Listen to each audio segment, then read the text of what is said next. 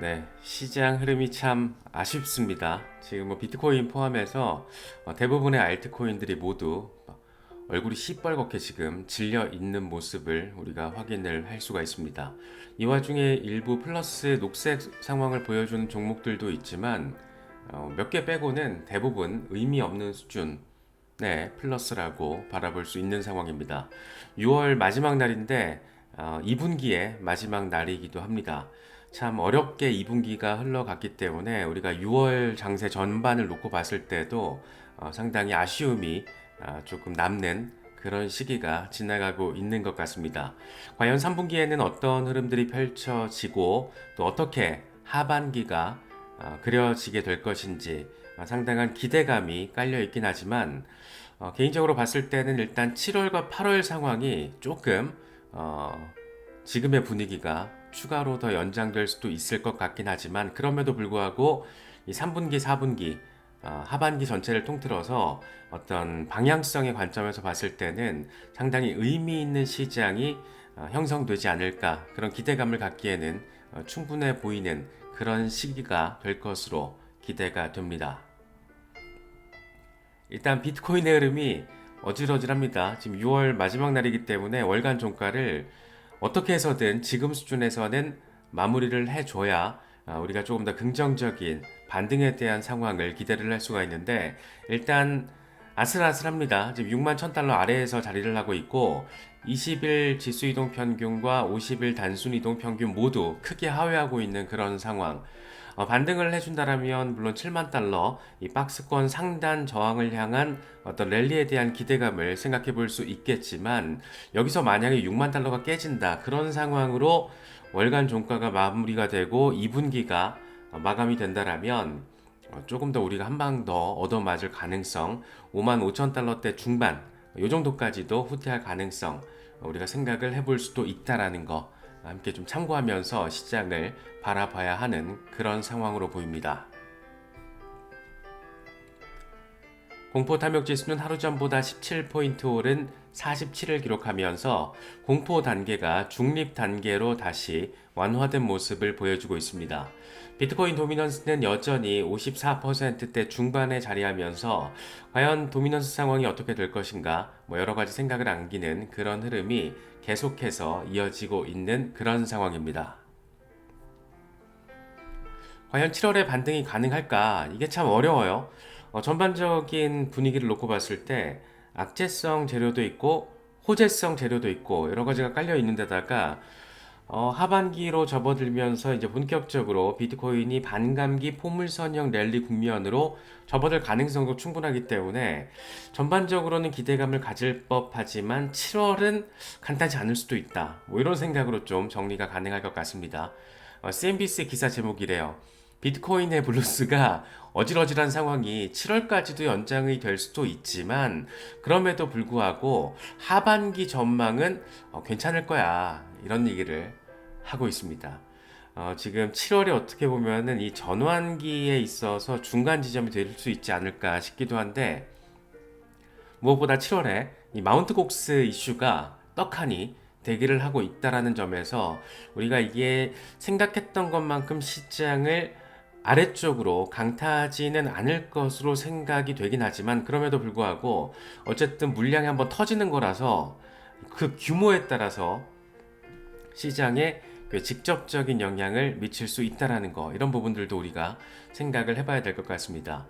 그리고 이더리움 현물 ETF 이슈는 무조건 긍정적인 재료긴 한데 이게 7월 8일 이후로 실제 출시 시점이 이번에 연기가 됐다라는 거 그런 점들 그렇게 보면은 7월 중순이나 하순쯤에 실제로 출시가 됐을 때 그래서 7월 초중까지는 지금의 흐름이 이런 약간 어두운 분위기 이런 것들이 더 이어질 수 있다. 이런 점들도 우리가 생각해 볼 수 있을 것 같습니다. 물론 마운트 곡스 이슈에 대해서는 여러 가지 그래도 긍정적으로 바라보는 전망들이 많이 있죠. 갤럭시의 리서치 책임자 알렉스 손 같은 경우에는 마운트 곡스 분배가 7월에 이제 시작될 것으로 보이지만 사람들이 생각하는 것보다 적은 수의 암호화폐가 분배될 것이라서 매도 압력이 그렇게 크진 않을 것이다. 중요한 것은 개인 채권자들이 직접 받아가는 코인 개수가 6만 5천 개로 언론에서 말하는 14만 1868개와는 상당한 차이가 있다는 것이다. 6만 5천 개 중에서 10%가 매도돼도 겨우 뭐 6,500개 정도에 불과해.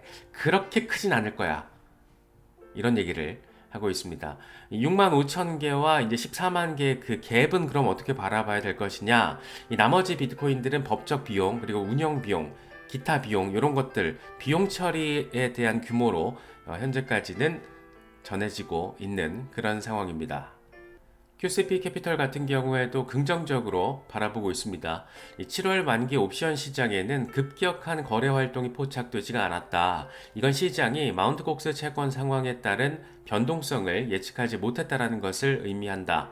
6만 달러 지지선 위에서 안정화될 경우에 7월에 특별한 예상 가능 이슈가 없기 때문에 장기 매집 전략을 추천한다. 이렇게 중장기적인 관점에서 바라봤을 때는 지금 괜찮다라는 얘기를 하고 있다라는 것을 느낄 수가 있습니다.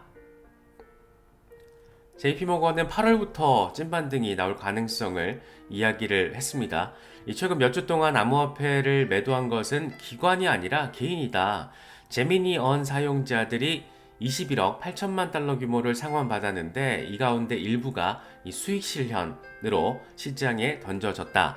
마운트곡스 채권자들이 7월에서 10월까지 14만 2천 개를 상환받을 예정인데 대부분 7월에 상환될 것으로 예상이 된다. 여기서 지금 14만 개 이야기를 하고 있습니다. 하지만 실제로 시장에 채권자들이 받아가는 물량은 6만 5천 개, 이 중에서 한 10%만 매도돼도 별거 아니다. 뭐 이런 전망도 있고 이게 참 어려워요. 이걸 조금 더 명확하게 이 기준점이 왜 차이가 나는 건지를 조금 어딘가에서 공개를 해주면 참 좋은데 일단 채권단에서 공개를 해주는 게 가장 좋겠죠. 하지만 그게 모호하다 보니까 이렇게 나오는 얘기들이 조금 차이는 있다. 하지만 그렇게 시장에 큰 직접적인 매도 압력이 되지 않을 수도 있으니까 너무 쫄 필요는 없다. 뭐 이 정도로 우리 같은 개미 투자자들은 바라보면 되지 않을까 생각이 듭니다. 이제 대부분 7월에 상환이 된다라면 7월에는 암호화폐 시장이 추가 하락 압력을 받을 것으로 보이고 8월부터 반등 시작이 예상된다. FTX의 경우에는 10월 이후에 140억 달러 규모 현금 상환을 예정하고 있는데 이때 채권자들은 암호화폐를 다시 매수할 수가 있어서 시장에는 긍정적이다라고 이야기를 하고 있습니다. 사실 가장 베스트 시나리오는 어떤 하방 압력이 한번 나와 주더라도 이제 사이드 횡보 양상을 보이면서 이른바 프라이스 디스커버리 가격 발견 과정으로 들어가 주고 그러면서 비트코인 도미넌스 빠져주고 알트코인들로 자금 유입 이루어지면서 이더리움부터 시작해서 알트 순환매 양상이 펼쳐지는 것, 그 시기가 7월 중순이나 하순으로 예상되는 이더리움 현물 ETF 실제 출시, 그 시점과 맞물려서 7월 중하순부터 한 8월 9월까지 알트 시즌 펼쳐지고 8월 9월 어느 시점부터 비트코인이 본격적인 찐반등, 이른바 반감기 포물선형 랠리를 본격화하는 그림. 사실 그게 베스트긴 한데 지금 막 여러 가지 이런 것들이 막 터져 나오니까 조금 뭔가 시기적으로 차이가 조금 생기고 있는 그런 흐름이 아닌가 싶기도 합니다.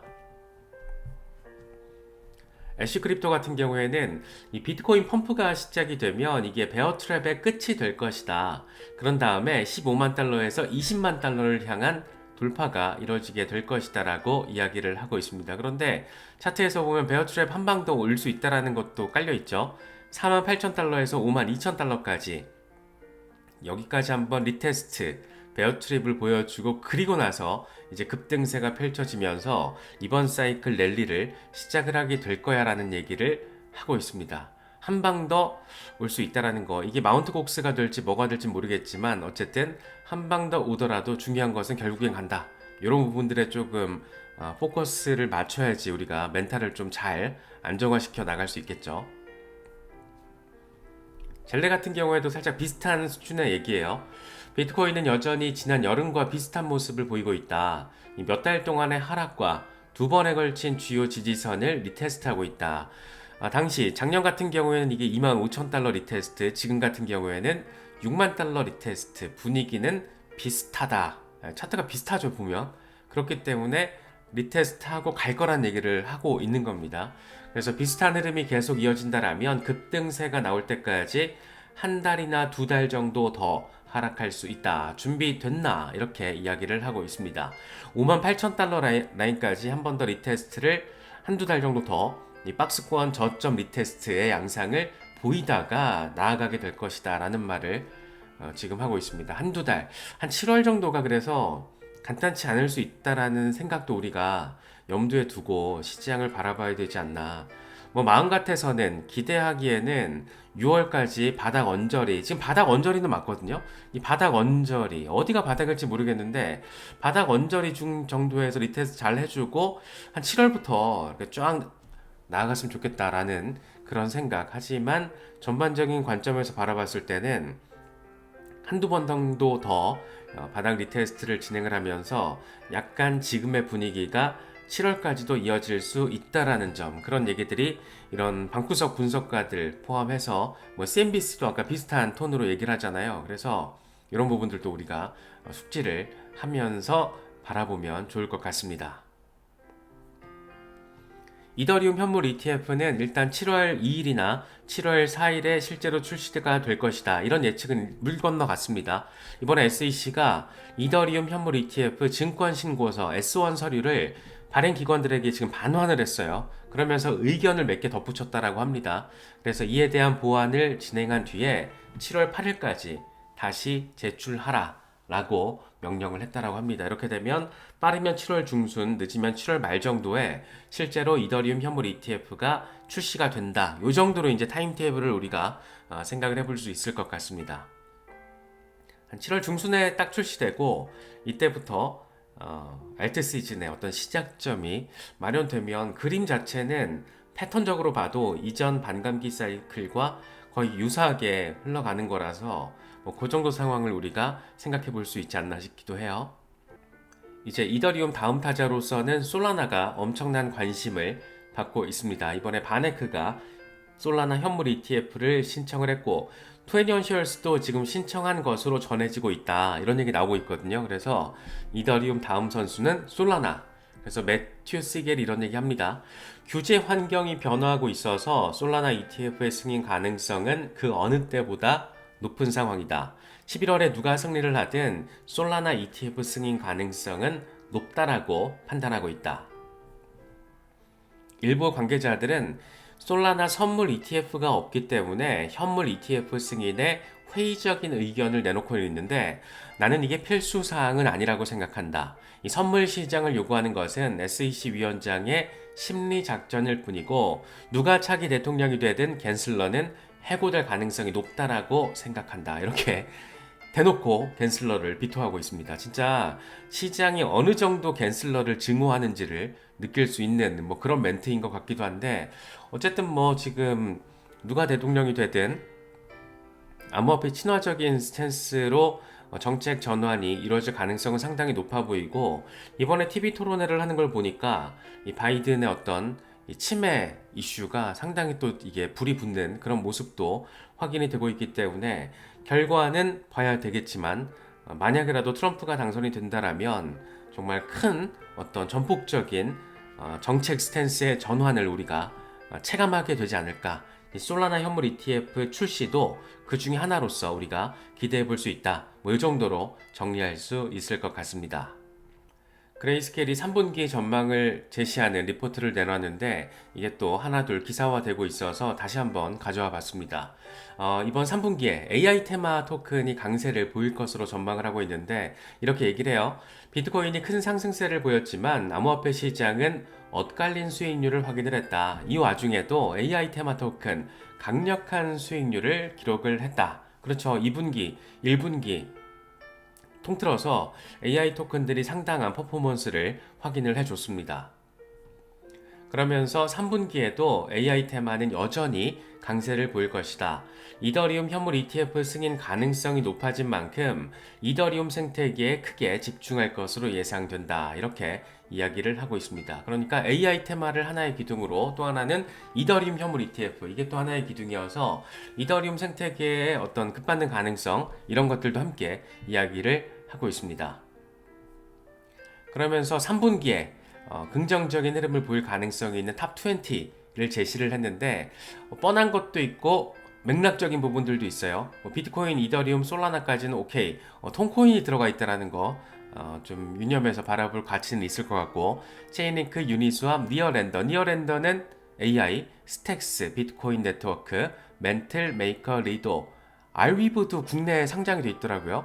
쏜체인, 에이브, 펜들, 아카시, 일루비움, 레이디움, 에어로돔 이렇게 여러 가지가 있는데 AI 테마도 있고 ETF 관련 이슈, 비트코인, 이더리움, 솔라나는 ETF로 볼 수 있겠죠. 그리고 이더리움 생태계들, 이렇게는 지금 이더리움 생태계, 여긴 솔라나, 이더리움 여러 가지 다채롭게 지금 섞여 있는데 공부거리가 많이 있고 여기서 뭐 기본적으로 비트코인, 이더리움, 솔라나는 말할 필요가 없잖아요. 그리고 나머지 중에서 체인링크나 니어 랜더 이런 것들은 주의 깊게 바라보실 가치가 충분히 있습니다. 특히 니어 랜더 같은 경우에는 AI 테마와 관련해서 굉장히 강력한 어떤 트렌드 파워를 지금 보여주고 있어서 그런 것들 잘 참고하시면 좋을 것 같고 톤이 지금 약간 어떤 평가가 엇갈리는 부분이 있지만 그럼에도 불구하고 이 헤지 펀드에서 관심을 갖고 바라보고 있는 종목 가운데 하나로도 우리가 톤코인을 바라볼 수 있다는 점에서